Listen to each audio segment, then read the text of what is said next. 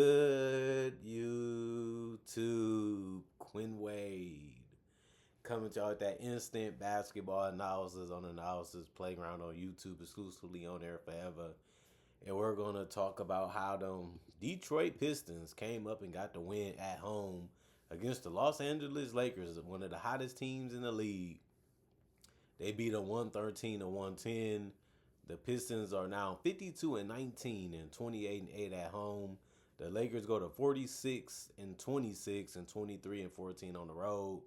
The Pistons are 2-0 against the Lakers this season, and they only play them twice since they won this one. They swept the season series even without Cade Cunningham, who is out with that collapsed lung still.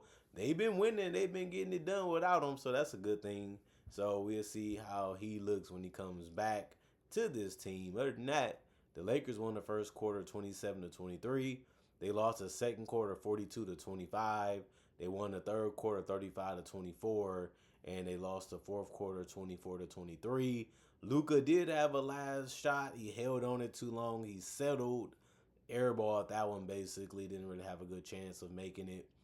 And then on top of that, he missed a jumper from the mid-range area that helped them go down by 3 because Jenkins was able to make 2 free throws. And then they ended up losing by 3 since he couldn't make the 3 for the tie.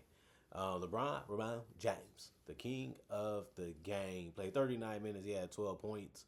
He went 4 of 10 from the field. He didn't really do much offensively when it came to scoring the basketball in the first half. He scored a couple points after that, but he did go 1 or 2 from 3. He had a good look. He was able to knock it down, and he missed the other one. Then he went 3 or 3 from the free throw line. He had almost a triple-double because he ended up having 9 rebounds and 10 assists. Since he had 10 assists, he did end up with a double-double, but he also had 4 turnovers in the block. He had 1 offensive rebound, 2 personal fouls, and was a -8 and plus-minus. He was able to get some good, easy looks before the game was over because it was looking like he might go scoreless, but it didn't happen. And he did a good job of reading the floor and just trying to make the right play. Other than that, he found teammates early and often, and that resulted into some easy assists. Jake LaRavia played 29 minutes. He had 7 points. He went 3 or 4 from the field, 1 or 2 from 3. He did get 1 rebound, 1 assist, no turnovers, and 4 personal fouls. And he did finish as a -5 and plus-minus. So a good game from him. And he didn't do a crazy amount, but he did exactly what he was out there to do, and he did whatever he could with the touches that he got. DeAndre Ayton did the same. He played 27 minutes. He had 13 points. He only missed 1 shot from the field, finishing 5 or 6 from the field, had all high percentage looks. He also was able to go 3 or 4 from the free throw line and grab 10 boards. He's out there to rebound. He's out there to score in the paint whenever he can. Then we also need you to guard the paint. He tried as hard as he could. Just for some instances, he was good. Some he wasn't. But he did have 1 turnover in the steal. He only had 2 personal fouls. He had 4 offensive boards and was a -6 and plus-minus. And then you look at Luka Doncic, who carried them a lot offensively because he just took so many shots. He took 29. That was really, really, really, really a lot of shots compared to everybody else. Everybody else didn't even get 16 shot attempts. At least one of them you would think would, but it didn't happen. But he did go 11 to 29, so he didn't have it going as well as he needed to. And then he finished 3 of 13 from 3. Obviously, he missed the ones that matter, and he missed the 2 that mattered, but couldn't make them. He also went 7 of 8 from the free throw line. He had 7 rebounds and 6 assists. He also had 3 turnovers and 3 steals. He's getting really good at getting the steals this season, especially towards the end of it. And you just hope to see more of it continue and not get no foul trouble or no complaints. Other than that, he had 1 offensive board, 1 personal foul, was a +7. Like, if Luka doesn't shoot the ball that great or that well, the other guys don't really pick up their end of the deal either. They're going to have tough games, and this was a tough one where they got D'd up real well. They settled a lot of throughout the game, and that ended up benefiting the Pistons more than anything. Austin Reeves had 24. He was that other guy that stepped up and had a decent night. He played 40 minutes, which was the most on the team. He did go 7 of 15 from the field and 2 of 6 from 3. He went 8 of 9 from the free throw line. He was a bucket in this one. Just did a good job of using his handle to create space and get that first step on guys. And then also just being able to knock down shots off ball helps too. And then he had 2 rebounds, 5 assists, 3 turnovers, and a block. He had 2 personal fouls and was a -5, and plus minus Maxi Kleber. He ended up doing nothing but playing a couple seconds. Jared Vanderbilt was able to get 2 shots to go, but he did miss his only three. So he finished 2 of 4 from the field for 4 points. He had 4 rebounds that ended up being the most off the bench. He had 2 assists and no turnovers. He actually had 1 offensive rebound, 3 personal fouls, and was a -2 and plus minus. And then a due 2 minutes, he ended up missing his only field goal, but he also went to the free throw line. He finished 1 of 2 from the free throw line. He had no turnovers. He had 1 personal foul with a -4 and plus minus. Jackson Hayes, 21 minutes. He ended up having 11 points. That was the most off the bench. He went 5 of 5 from the field, 1 of 2 from the free throw line. Of course, his all is catch and finish. And as long as he's doing that at a high level, nobody complains because that's what he's out there to do. 3 rebounds, 1 assist, 1 turnover. He had 2 steals and 4 blocks. You just want him to be competitive on the defensive end. And if he sees a play, try to get to it without fouling too much because you ain't playing that many minutes as it is. But he did make some good plays on the ball. He had 2 offensive rebounds. He did get 3 personal fouls, which is a little bit too much in 21 minutes. But he also is a +1 and plus minus. And then Luke Kennard played 28 minutes. That was the most off the bench. He had 6 points. He went 1 of 5 from three and 3 of 3 from the free throw line. So he didn't shoot the ball as well as he would like or he thought that he might. He took good looks though, so you can't be too mad at him for taking them. Plus, his percentages of making them are really really high. So those are the shots you want him to take, and he just couldn't make them tonight. He did have 3 rebounds, 2 assists, and no turnovers, no personal. I was a +7 and plus minus. And then the Detroit Pistons, Tobias Harris, 32 minutes. He had 14 points. He took a lot of elbow jumpers in this one. Sometimes it worked, sometimes it didn't. He went 2 of 5 from three, 2 of 3 from the free throw line. He had 7 rebounds. If he didn't have a shot that he actually liked, he did keep the ball moving. That's all you want him to really to do at that point. So he ended up getting 5 assists because sometimes they was able to score 1 turnover, 1 steal, 2 blocks, 2 personal fouls, and a 0. And plus minus Duncan Robinson played 28 minutes. He had 12 points. He went 4 of 10 from the field, 4 of 9 from three.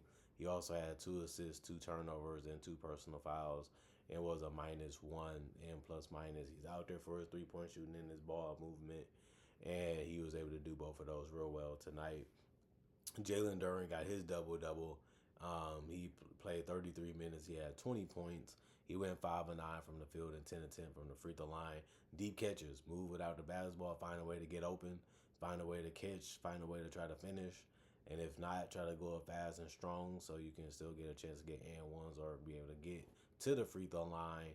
And it ended up working a lot in this game. Still, you don't expect him to make every free throw with 10 attempts, but he was able to get that done, and they needed every single one of them to fall, and at least he was able to come up with that. And then he had 3 assists, 3 turnovers, 4 offensive rebounds, 3 personal fouls, and he was a +6 and plus minus. Asor Thompson, 36 minutes. He had 6 points. He went 3 of 11 from the field. He was just missing easy looks, really, really easy ones. He was getting exactly where he wanted to be on the court. The shots he really wanted to take, he just couldn't make any of them tonight. He did miss his only free throw too. He had 5 rebounds and 3 assists. He also had 1 turnover, still in the block. He had 4 offensive rebounds, 4 personal fouls, and was a +1 and plus minus. Dennis Jenkins really stepped up from them, whether it was from mid range, from getting to the basket or hitting a three. He went 11 of 18 from the field. That was the most shots on the team. He even went and got a good percentage shooting from three, which was 4 of 5 from three. He also made all of his free throws. He went 4 of 4. He had 4 rebounds and 8 assists. The 8 assists was the most on the team. He can run the team. He can run the offense. He can make good decisions and good plays. And he can do it all game if it's needed. He played 39 minutes, which is a lot. He also had 2 turnovers, 2 offensive rebounds, 2 personal fouls, was a -5 and plus minus. Paul Reed played 15 minutes. He had 8 points. He went 4 of 7 from the field. Just score in the paint as fast and as quick as you can, and he was able to do that. He missed a couple easy ones too, though. He did have most rebounds off the bench with 4. He had 1 assist, 1 steal, 1 offensive rebound, 2 personal fouls, and was a -3 and plus minus. Ronald Holland played 5 minutes. He had 2 points. He went 1 of 5 from the field. He went 0 of 2 from three. He missed a lot of shots in this one as well. He did have 1 assist, no turnovers, 3 personal fouls, was a -6. And plus minus, Javante Green played 15 minutes. He had 6 points. He made his only shot near the basket, but he also made all of his free throws. Going 4 for 4. He had 2 rebounds, 1 assist, no turnovers, still in the block. One person fell out and was a plus 14 and plus minus. And then Karis LeVert, obviously he's out there to handle the ball a little bit and score. He did get 4 assists, but he did get 2 turnovers. He also went 3 of 7 from the field, 0 of 2 from three, and 2 of 2 from the free throw line for 8 points. He also had 3 rebounds, 2 personal fouls, was a -2 and plus minus. And then Kevin Herter, you want him to shoot if you're a defender, but he also made one and missed two, so you ain't really too mad at that. But he did go 3 of 6 from the field, showing you that he can score in other ways, and that's something he's been doing a lot lately. Just saying, I'm not just gonna settle for the three. I'm gonna attack the basket and do other things too. And then he had 3 assists because he was able to make the blow by. Then it's about, do you commit to trying to stop him? If you do, somebody might be open because the defense is collapsed. He had 1 rebound, no turnover, and 2 steals. You also gotta just throw the ball ahead after you get a steal. He had 2 personal fouls, was a plus 11 and plus minus. The Pistons, 88 field goals. They shot 45%. The Lakers shot 48%. They shot 79 field goals. 42% from three for the Pistons, 28 for the Lakers. Them shooting that well from three really helped them stay in it and be able to win this game. And on top of that, they shot 92% from the free throw line, although the Lakers did take 31, which was more than the 24 what the Pistons took. They only shot 84%, 37 rebounds for the Pistons, 39 for the Lakers, 31 assists for the Pistons, 27 for the Lakers, 11 turnovers for the Pistons, 12 for the Lakers, 6 steals. Both teams had that. 4 blocks for the Pistons, 6 for the Lakers, 11 offensive rebounds for the Pistons, 9 for the Lakers, 26 rebounds. That was defensive for the Pistons, 30 for the Lakers, and then 23 personal fouls for the Pistons, 18 for the Lakers. Ended up being a very competitive game. Came down to the very end. Both teams still had a chance. Both teams still had to stop. They still had a shot. And then it was just about who was going to make the plays. You thought that the Lakers should be able to win it.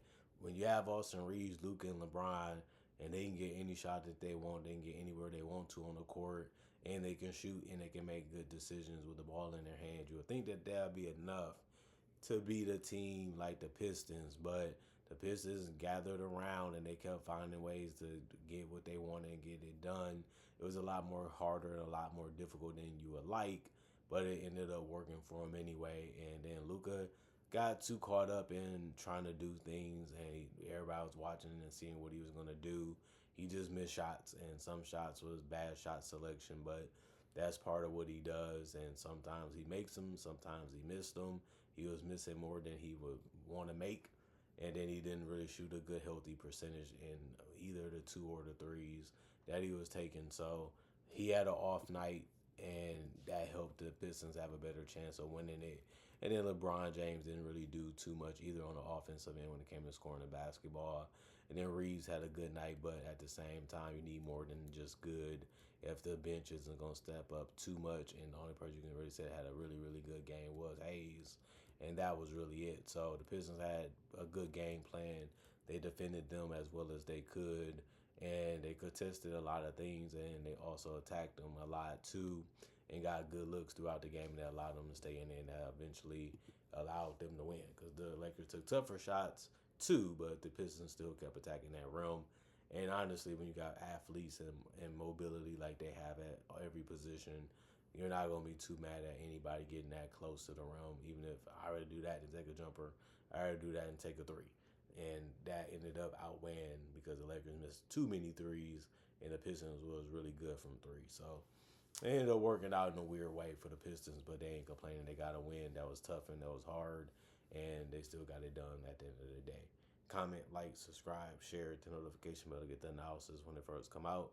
Y'all stay blessed up. Y'all stay good. Peace. And I'll see y'all later today, hopefully with more analysis.